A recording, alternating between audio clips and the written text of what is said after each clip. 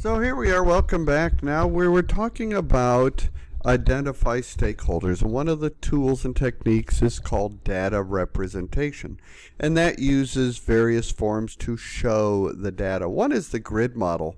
So the grid model can be based on power and interest, or power and influence, or influence and interest. And so in a power and interest, for example, you have this, in any of them you could use this quad. You will satisfy, manage them, you'll have to monitor stakeholders or inform them. So if a stakeholder has high power but low interest, just satisfy their needs, right? But if they have high power and high interest like your sponsor, you'd want to manage them. And that's how the grid model can be used.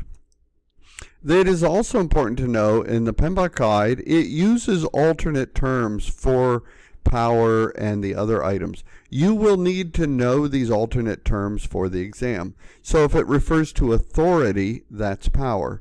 Interest is concern. Influence is involvement. And impact is your ability to affect changes. You do need to know these alternate terms for the exam as they relate to the grid model. Now, another data representation tool that you could use is the cube model. And the cube model is kind of three-dimensional, and it discusses power, power, attitude, and interest in this example. So if someone has, for example, positive power, high power, and they have high attitude, good attitude, so high attitude, high power, but little interest, they're really like this sleeping giant, right? You don't need the pictures. Pictures are just enhance what's going on here. But frankly, that's how you can use the three-dimensional model known as the cube model. And then there's the salience model. For the exam, you don't need to know these little terms in here. I just added those to clarify. But it's really like a Venn diagram. So I have power, you need to know urgency or legitimacy. And those are how we assess stakeholders. And especially where a stakeholder converges in this Venn diagram of these three forms of the salience model, power, legitimacy, and urgency, that's your highest, most powerful stakeholder. Be very careful. Any stakeholder outside of those is, of course, a non-stakeholder. Now, the second process of the four is to plan stakeholder engagement. This process defines how, it's one of the management plans, how I'm going to do something, right?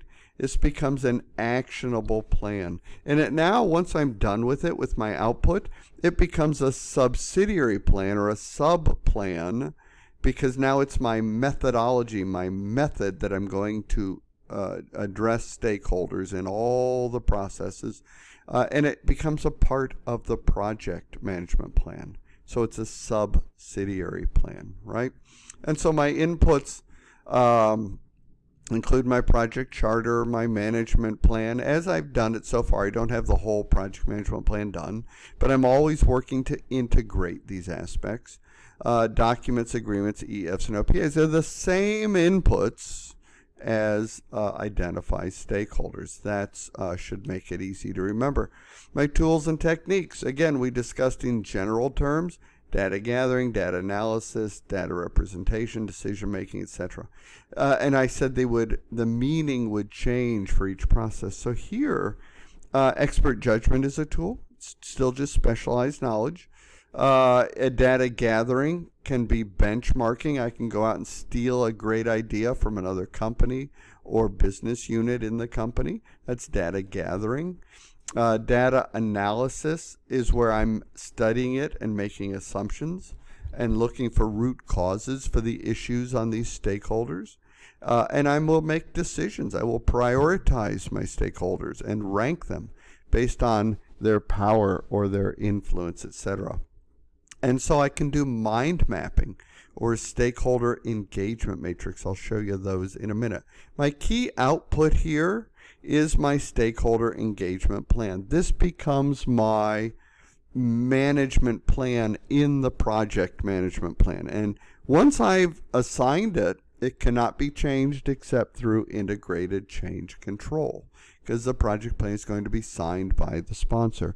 And by applying it to my project plan, I've made sure that it integrates with all the other process management plans. There's balance there.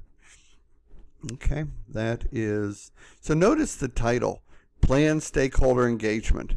So my output is easy. It's my stakeholder engagement plan. And you'll find that most of the time, the answer is right in front of you. Here is a picture of the stakeholder engagement matrix that was just talked about. This is one of the data representation tools, and I will update this often.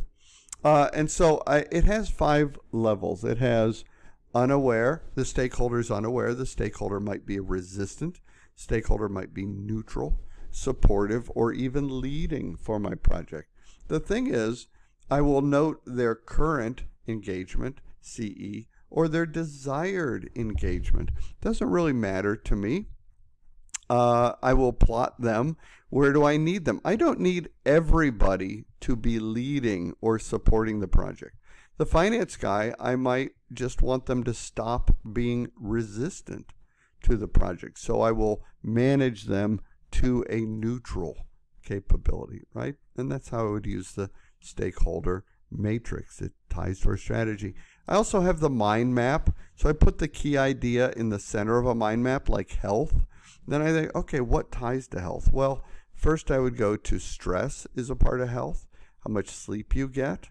What about your diet or exercise?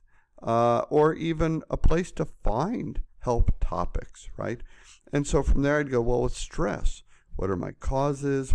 This is a mind map where I continue to lay out the approach to identify stakeholders. This is not for the exam, just FYI, but these are some common stakeholder questions you might ask as you're assessing them. And you also want to prepare an elevator speech in case you meet one of the key stakeholders. A 3-minute presentation that your whole team should know. Who the project's for, what need in the company it's fulfilling, what's the key benefit and how it differentiates elsewhere. The third process is called manage stakeholder engagement, right? And this is all about communicating, right? So stakeholders are managed according to their priority, their power and expectations that we've already determined. And I want to communicate with them based on those needs. So my inputs are my project plan and documents, EEFs and OPAs. I give you some examples of the project plan, right? You want to consider the communications, you want to consider their risk appetite, etc. And the project documents, you might consider an issues log. Has one of the stakeholders come to you, shared an issue? Refer to the issues log. That would be an input to managing them. My tools and techniques, again, expert judgment is just specialized knowledge in managing stakeholder engagement. I want to have communication skills. I want to collect and provide feedback, right, through, say, work performance reports. I will apply interpersonal and team skills to reduce conflict, create cultural awareness, etc. And I will develop ground rules in this process. And the ground rules are defined in the team charter that we talked about, how we get along and manage these things. My outputs, when I'm managing a stakeholder, I'm communicating with them. I expect they'll share issues and ask for changes. So an output becomes change requests. If a change request is approved, then I will do project document updates as a plan, and I might, or project management plan updates if the change is approved, because any change to the plan must go through integrated change control, and then I'll update the project documents. There are key stakeholders. These following slides just summarize who they are. So for example, the project sponsor is a stakeholder. This is a very important person. They own the budget. And they give a lot of, in fact, they have a role in every process group. They will sign off your charter in initiating. They will sign off your plan in planning process group. It's somebody that you can escalate items to, and they'll be part of the formal acceptance of the deliverable that you take to the customer. The team has roles, right? And in addition to team roles, there's I mentioned the project management team. Those are specialty people, like people that might have a PMP certification that understands the depth or the gravity of managing stakeholders. And the team is going to help you enforce the rules along the way. Other stakeholders we've talked about already, functional managers who generally own the resources. I would want all functional managers to participate in the planning process early on as they then assign their specialist. Portfolio manager may be a key stakeholder, and the program manager, right, which we've talked about. They manage a group of related projects. And of course, the project manager is a stakeholder yourself. You are the one person really in charge. You're assigned no later than initiating for test purposes. You're not a technical expert, but you influence the team through management, leadership, and interpersonal skills. You are the only one who can integrate the project because you know all aspects of it. The cultural aspects, the technical aspects. You are the only one that can make those trade-offs, right? And there's some other items to review. Now, the final process, which is really a controlling process, but because it's stakeholders, we call it monitor rather. So we monitor stakeholder engagement. And whenever I'm in a controlling process, I'm always looking at the plan versus the actual results. So my inputs are my project plan, because that's what I need to compare the plan, and documents. Those are part of the plan. And the work performance data, that's the raw data. Those are my actual results. And of course then EEFs and OPAs. When I compare my plan versus my actual, here I'm looking for variances. Okay. Tools and techniques follow here. We've already talked about a decision matrix back in the business development part of this course a couple weeks ago, or some time ago. So that's part of decision making, a decision matrix. And then my key outputs. If I have this data that I've analyzed for variances, now I have work performance information. With that, if there are variances, I will have change requests. If a change request, which goes to integrated change control, is approved, I will make updates to my project management plan, and of course update my project documents along the way.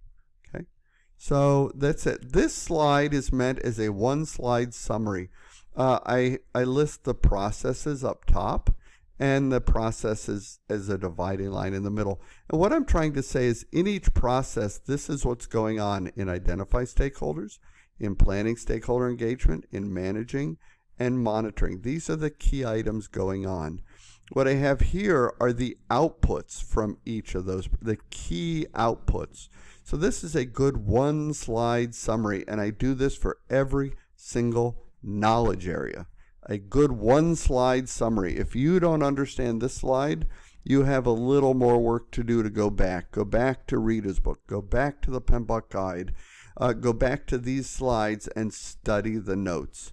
There's something missing. So it's a good one-slide summary of what's going on. Okay? And then last but not least, I give you an example in the slides of an actual project I worked on called Electronic Flight Bag. These are some of the rules I laid out to the stakeholders. And you can see I even define the process by which I'm going to work. Remember, they're not project managers. They don't know, so I've got to lay out the basic definitions. You'll see I used the same definitions the PMBOK guide used. You'll see I did a 4-quad analysis. You can see I showed them a power and interest grid. I gave them an example of World War II stakeholders. And then I plotted the actual stakeholders from the project I was working on and then turned it into this. Thank you very much.